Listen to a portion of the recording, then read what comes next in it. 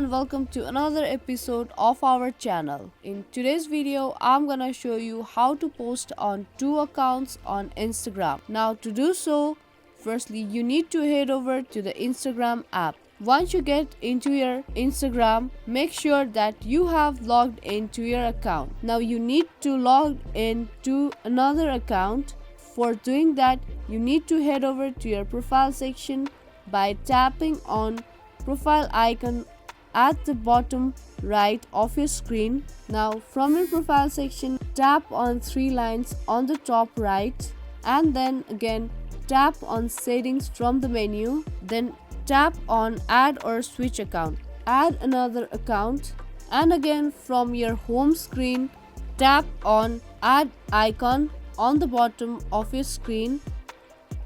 Create a post and here you can see post to other Instagram accounts option.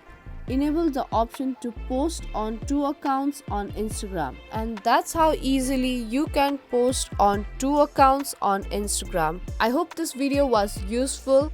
If it was, then like and share this video and also subscribe to our channel.